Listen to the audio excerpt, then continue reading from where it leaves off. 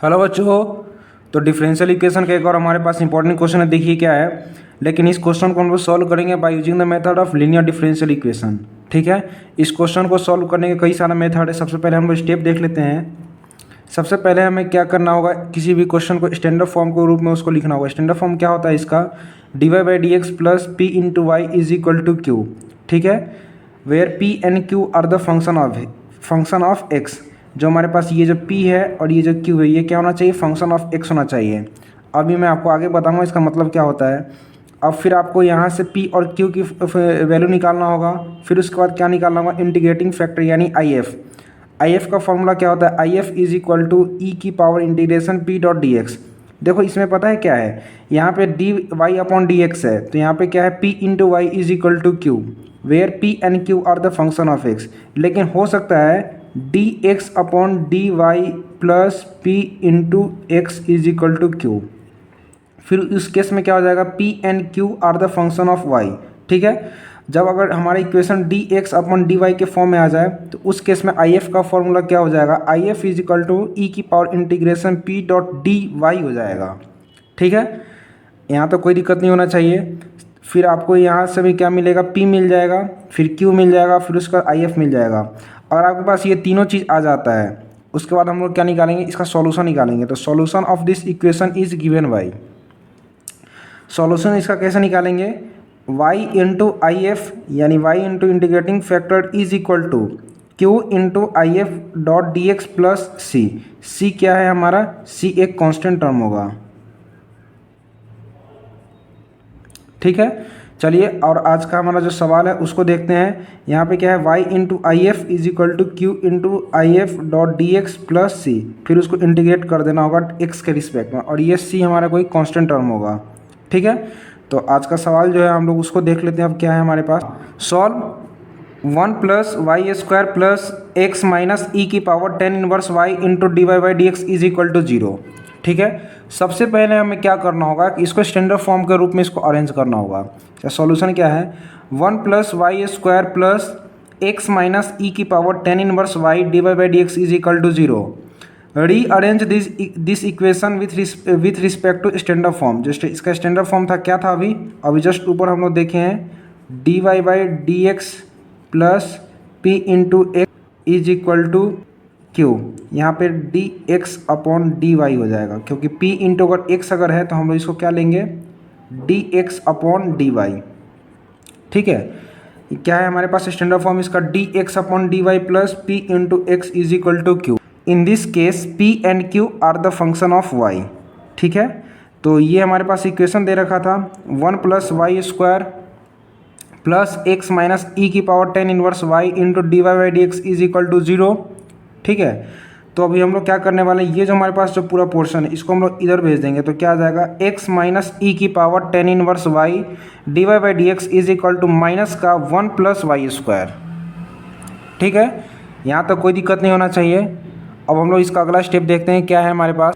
यहाँ तक तो हमने कर लिया था, x माइनस ई की power 10 inverse Y D Y by D x is equal to minus का 1 प्लस वाई स्क्वायर।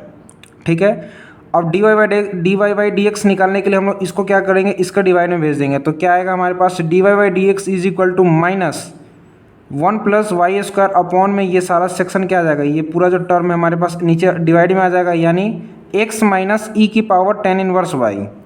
ठीक है, हमारा सवाल क्या था, हमारा जो स्टैंडर्ड फॉर्म था क्या था, सबसे पहले किसी भी इक्वेशन को d Y by D x या d x upon d y के फॉर्म में लिखना, फिर वहाँ से p और q की वैल्यू निकालना, p और q की वैल्यू निकालने के बाद आई एफ की वैल्यू निकालना।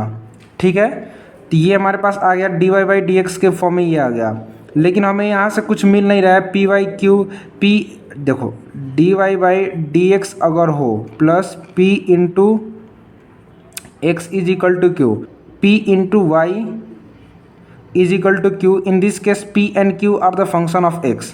ठीक है, लेकिन यहाँ ऐसा कुछ मिल नहीं रहा है, तो हम लोग इसको क्या करेंगे, d x upon d y के फॉर्म में इसको कन्वर्ट कर देंगे, जिससे क्या होगा, ये रेसिप्रोकल हो जाएगा, यानी माइनस तो एज इट इज रहेगा, x माइनस ई की पावर 10 इनवर्स वाई अपॉन में 1 प्लस वाई स्क्वायर।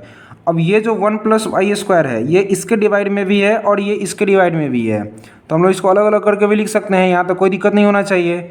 तो d x upon d y is equal to क्या आ जाएगा, माइनस एक्स अपॉन में 1 प्लस वाई स्क्वायर, फिर माइनस माइनस प्लस ई की power ten inverse y upon में 1 प्लस वाई स्क्वायर। यहाँ तक भी कोई दिक्कत नहीं होना चाहिए। अब देखिए, अब हम लोग क्या करने वाले हैं, d x upon d y, ये जो हमारे पास जो ये टर्म था ये इधर आएगा तो क्या आ जाएगा, प्लस का प्लस 1 अपॉन में 1 plus Y square into x is equal to ई की power ten inverse y upon में 1 प्लस वाई स्क्वायर। अब यहाँ से हमारा जो स्टैंडर्ड फॉर्म था क्या था, d x upon d y plus p into x is equal to q. In this case p and q are the function of y. अब देखो, ये तो हमारे पास d x upon d Y हो गया, मतलब ये तो सही है। फिर उसके बाद इससे कंपेयर करते हैं, यहाँ क्या क्या होना चाहिए, p इंटू एक्स। तो ये जो मेरे पास जो पूरा टर्म है ये क्या है, p है, इंटू एक्स होना चाहिए तो x है। और यहाँ पे कंडीशन क्या है, p and q are the function of y। तो यहाँ पे ये क्या है, यहाँ पे कोई x वाला टर्म नहीं है, यानी कि ये भी कंडीशन सेटिस्फाई है। और ये जो लास्ट वाला जो हमारे पास टर्म बचा ये क्या है, हमारे पास q है। यहाँ तक कोई दिक्कत नहीं होना चाहिए। अगर आप यहाँ तक कर लेते हैं फिर आपका 50% क्वेश्चन तो वहीं पे सॉल्व हो गया। फिर उसके बाद हमें क्या निकालना होता है, IF निकालना होता है, यानी इंटीग्रेटिंग फैक्टर निकालना होता है। देखो वही चीज़ है नीचे। Now on comparing this equation with standard form, P की वैल्यू हमारे पास ये आ जाता है एंड Q की वैल्यू क्या आ जाता है, ये आ जाता है ई की power ten inverse y upon में 1 प्लस वाई स्क्वायर। ठीक है, देन इंटीग्रेटिंग फैक्टर IF। अब इस केस में अगर हमारे पास d x upon d y के फॉर्म में अगर कोई इक्वेशन अगर बन जाए हमारे पास, तो उस केस में IF निकालने का फॉर्मूला क्या होता है, ई की power integration P dot D Y.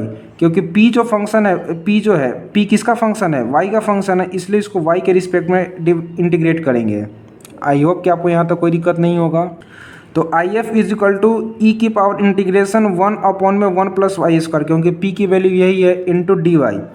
तो ये जो होता है ये किसका फॉर्मूला होता है, टेन इनवर्स वाई का। टेन इनवर्स वाई का अगर इंटीग्रेशन करेंगे तो क्या होगा, 1 upon 1 plus Y square, sorry हाँ, टेन इनवर्स वाई का अगर हम लोग डिफ्रेंशिएशन करेंगे तो आएगा 1 अपॉन में 1 प्लस वाई स्क्वायर, और 1 अपॉन 1 प्लस वाई स्क्वायर का इंटीग्रेशन करेंगे तो इसका क्या आ जाएगा, टेन इनवर्स वाई आएगा। क्योंकि डिफ्रेंशिएशन में क्या होता है, पावर रिड्यूस होता है, और इंटीग्रेशन में क्या होता है, पावर बढ़ता है। जैसे एक्स स्क्वायर का अगर हम लोग डिफ्रेंशिएशन करें तो क्या आ जाएगा, इसका 2x हो जाएगा, यानी पावर इसका डिक्रीज हुआ। और एक्स स्क्वायर का अगर इंटीग्रेशन करते हैं तो क्या आ जाएगा, x की पावर 3/3 हो जाता है, यानी पावर रिड्यूस होता है।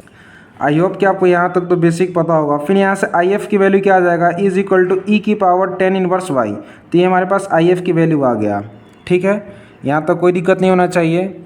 अब हम लोग इसका अगला स्टेप देखते हैं क्या है हमारे पास। तो यहाँ तक तो हमने कर लिया था, IF की वैल्यू आ गया था ई की power ten inverse y. Now the solution of this equation is given y. तो उस केस में हमारे पास जो सॉल्यूशन निकालने का ये तीसरा स्टेप है हमारे पास, क्या होता है, x into IF is equal to Q into IF dot D y plus c हमारा वही है, कांस्टेंट कोई टर्म होगा। अब हम लोग इसको बस इस इक्वेशन में पुट करना है हमें।